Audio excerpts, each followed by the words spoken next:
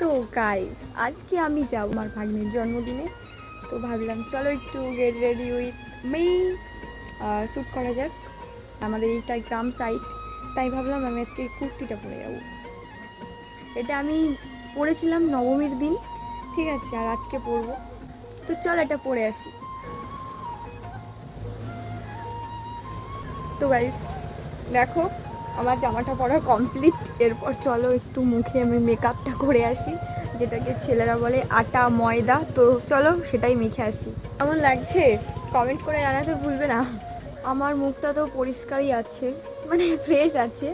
তো আমি একটু অ্যালোভেরা দিয়ে দিচ্ছি, মানে এটা ক্রিম, ঠিক আছে।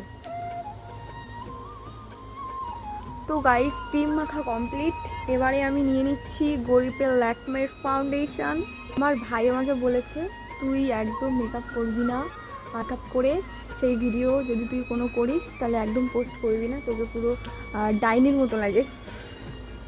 কি করব, মেকআপ না করলে হবে না। তারপর গাঢ় করে চাবড়াই দিলাম ভুরুতে একটু কাজল। কালকে আমি কানের দুটো কিনেছি, ম্যাচিং ম্যাচিং।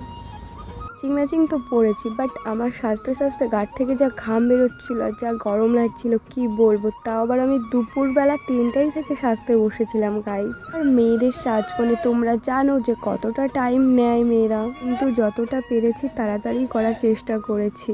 আর আমি আজকে get ready with me first time share করলাম এতটা লং ভিডিও। আর এই জামাটা কিন্তু আমার মায়ের পছন্দ ছিল। আমার মায়ের পছন্দটা কেমন তোমরা কিন্তু কমেন্ট করে জানিও। আমার শরীরটা এতটাই অসুস্থ যে এই ভিডিওটা আজকে 2 সপ্তাহ পর আমি পোস্ট করছি গাইস। তখন যা দেখলে এটা ফিল্টার মারা ফেস ছিল, এটা নর্মাল ফেস। তো কোন ফেসটা তোমাদের ভালো লাগলো কমেন্ট করে জানাতে ভুলবে না। টাটা।